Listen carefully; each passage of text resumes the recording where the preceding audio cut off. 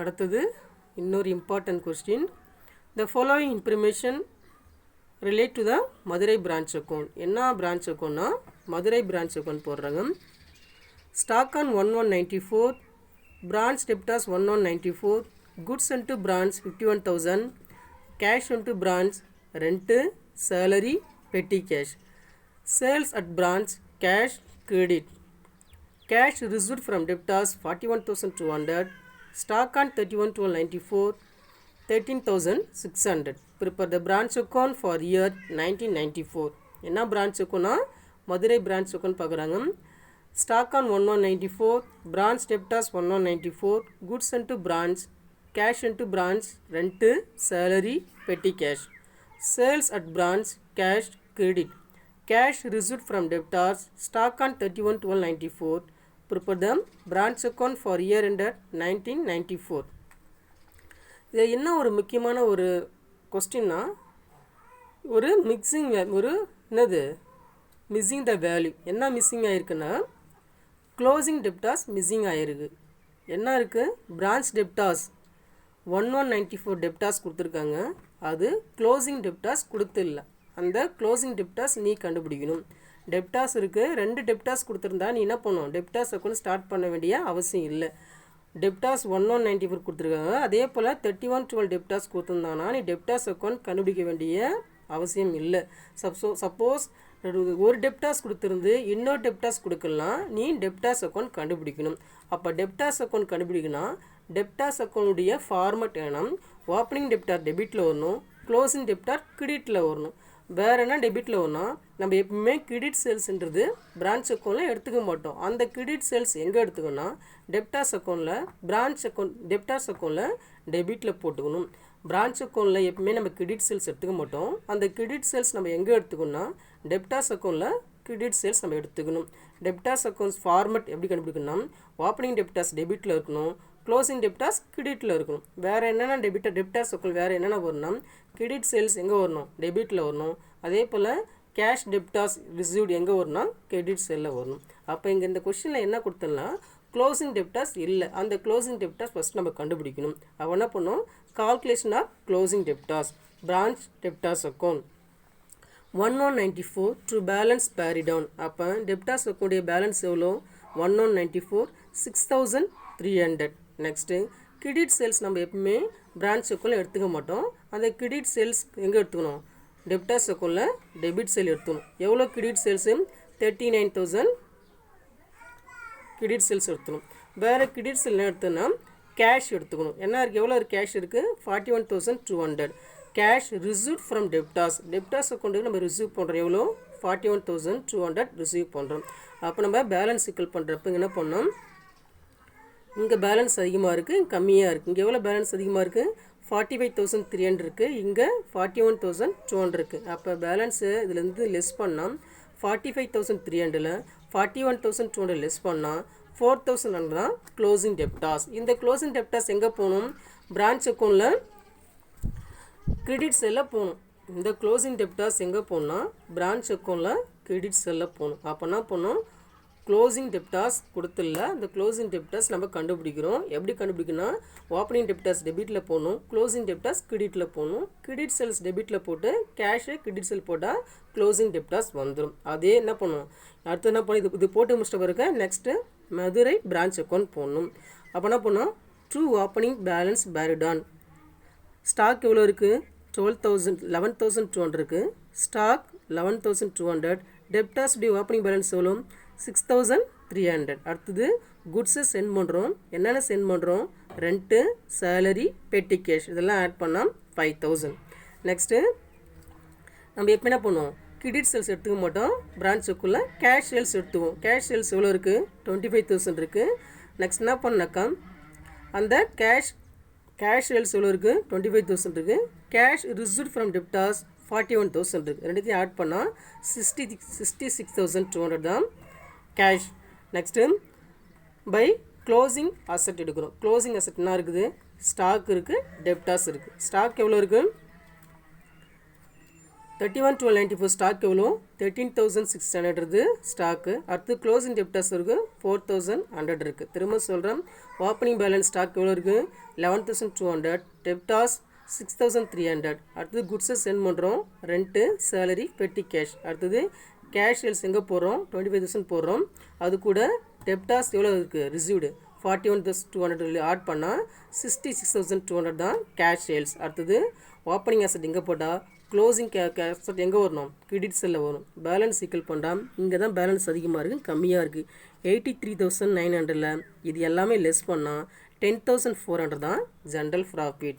83,900 இது எல்லாமே லெஸ் பண்ணால் 10,400 ஜென்ரல் ப்ராஃபிட். இங்கே பேலன்ஸ் அதிகமாக கம்மியாக இருந்துச்சுன்னா இது general profit.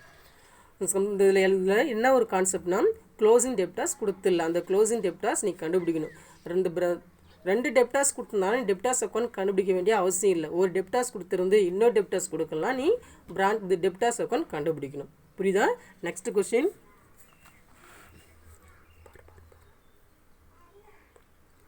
From the following particulars, prepare the branch account showing the profit and loss at the branch account. From the following particulars, prepare the branch account showing the profit or loss at branch. Opening stock at the branch, goods sent to branch, sales, salary of other expenses. Closing stock could not be ascertained, but it is known that is branch usually the sales at cost of funds 20%. Closing stock could not be ascertained, but it's known that the branch usually sells at cost of funds 20%. The branch manager is entitled to the commission 5% on the profit of the branch before the charging such commission. என்ன சொல்கிறேன்னா closing stock இல்லை, இந்த closing stock எப்படி கண்டுபிடிக்கணும்னா sales அமௌண்ட்டில் போய்ட்டு கண்டுபிடிச்சி போடணும். Closing stock could not be ascertained, but is known that branch usually cost of funds 20%. Closing stock இல்லை, இந்த க்ளோசிங் ஸ்டாக் எதில் கண்டுபிடிச்சணும் சேல்ஸ் அமௌண்ட்டில் போய்ட்டு எத்தனை காஸ்ட் ஆஃப் ஃபால்ஸ் 20%. பர்சன்டேஜில் போய்ட்டுனா போடணும் 20. காஸ்ட் ஆஃப் ஃபால்ஸ்னால் 20%னா ஏற்கனவே பர்சன்டேஜ் வந்துட்டு எவ்வளோ இருக்குது 100%. 100%ல் இன்னும் கொஞ்சம் 20% இன்க்ரீஸ் பண்ணிக்கணும். அதான் காஸ்ட் ஆஃப் ஃபால்ஸ் 20% கண்டுபிடிச்சி போட்டால் க்ளோசிங் ஸ்டாக் வந்துடும். அப்போ க்ளோசிங் ஸ்டாக் இல்லை, அந்த க்ளோசிங் ஸ்டாக் எப்படி கண்டுபிடிக்கணும்னா இந்த ஒர்க்கிங் யூனிட்ஸ் போட்டு இந்த calculate closing stock. Opening stock எவ்வளோ இருக்குது 15,000 இருக்குது. அது கூட நான் எதனா ஆட் பண்ணுறேன்னா குட்ஸ் சென்ட் பண்ணுறதை ஆட் பண்ணணும். ஓப்பனிங் ஸ்டாக் கூட எதை ஆட் பண்ணுறோம் குட்ஸ் சென்ட் பண்ணுறதை ஆட் பண்ணுறோம். எவ்வளோ இருக்குது 45,000 ஆட் பண்ணால் 16,000. ஓப்பனிங் ஸ்டாக்லேருந்து எதை ஆட் பண்ணுறோம் குட்ஸை சென்ட் பண்ணுறதை ஆட் பண்ணால் 60,000. அது கூட எதை லெஸ் பண்ணால் காஸ்ட் ஆஃப் குட்ஸ் சோல்டை லெஸ் பண்ணணும். Cost of goods sold less பண்ணால் எது காஸ்ட் ஆஃப் குட்ஸ் சோல்டு அந்த க்ளோசிங் ஸ்டாக் நம்ம கண்டுபிடிக்க போகிறோம். என்னது குட்ஸ் சோல்டு எவ்வளோ சேல்ஸ் அமௌண்ட்டு கண்டுபிடிக்க போகிறோம். ஃபார்மட் என்ன sales into 100 divided 120. Sales amount வந்துட்டு ஏற்கனவே எவ்வளோ இருக்குது 60,000 இருக்குது. அது எத்தனை பர்சன்டேஜ் 100%. அது எத்தனை பர்சன்ட் எப்படி சொல்லிட்டோம் 20% ஆஃப் காஸ்ட் ஆஃப் ஃபால்ஸ். அப்போ எத்தனை பர்சன்டேஜ் காஸ்ட் ஆஃப் ஃபால்ஸ் கண்டுபிடிக்கணும் 20%. காஸ்ட் ஆஃப் ஃபால்ஸ்னால் 100 கூட என்னது எத்தனை பர்சன்டேஜ் கொடுத்துருக்கணும் அதை நம்ம ஆட் பண்ணிக்கணும். அப்போ 120 நம்ம ஆட் பண்ணணும். 60 × 100 × 120 போட்டால் 50 தான் காஸ்ட் ஆஃப் குட்ஸ் சோல்டு. அப்போ 60லேருந்து 50 லெஸ் பண்ணால் க்ளோசிங் ஸ்டாக் எவ்வளோ 10%. புரியுதா concept?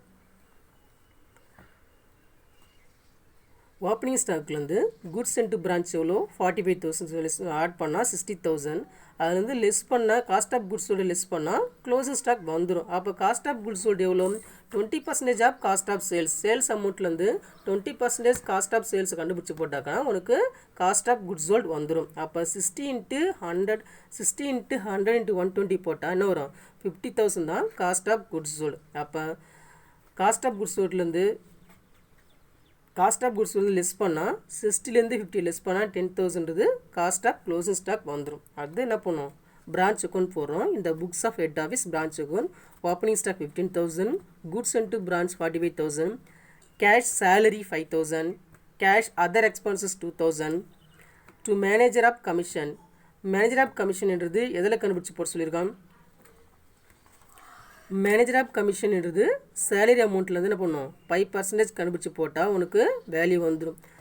the manager of commission 3000 into 5 3000 into 5 into 100 போட்டால் எவ்வளோ வரும் 150.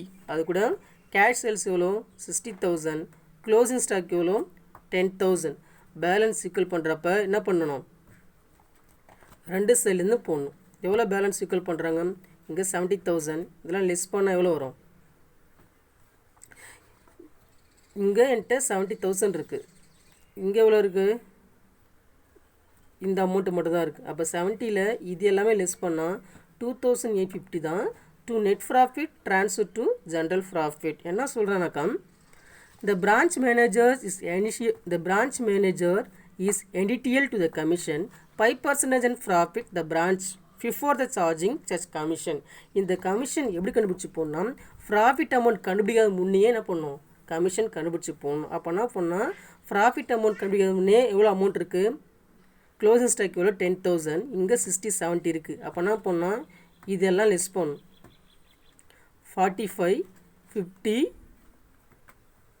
50 கூட இதை லெஸ் பண்ணால் 65, இது ஒரு 67. அப்போ 70ல் 67 போயிடுச்சுன்னா மீதி ஒன்ட்டு எவ்வளோ இருக்குது, 60,000ல் 67 போயிடுச்சுன்னா மீதி ஒன்ட்டு எவ்வளோ இருக்குது 3,000. அப்போ என்ன பண்ணணும், அந்த 3,000 தான் 5% கண்டுபிடிச்சி போகணும். அவன் சொல்லியிருக்கான், the branch manager is entitled the commission of 5% of profit the branch before charging such commission. Profit கண்டுபிடிக்க முன்னே என்ன பண்ணணும், 5% கண்டுபிடிச்சி போகணும். அப்போ எவ்வளோ இருக்குது 70,000 இருக்குது. இந்த 70,000ல் இங்கே வர அமௌண்ட்லாம் லெஸ் பண்ணால் 67,000. 70,000ல் 67 போயிடுச்சுன்னா இது ரிமைனிங் பேலன்ஸ் 3,000. அந்த 3,000 தான் என்ன பண்ணணும், 5% கண்டுபிடிச்சி போட்டால் 150 தான் கமிஷன். அப்போ லாஸ்ட்டாக வந்து பேலன்ஸ் ஈக்குவல் பண்ணுறப்ப இங்கே 70,000 இதெல்லாம் லெஸ் பண்ணால் 2,850 தான் ஜென்ரல் ப்ராஃபிட். புரியுதா?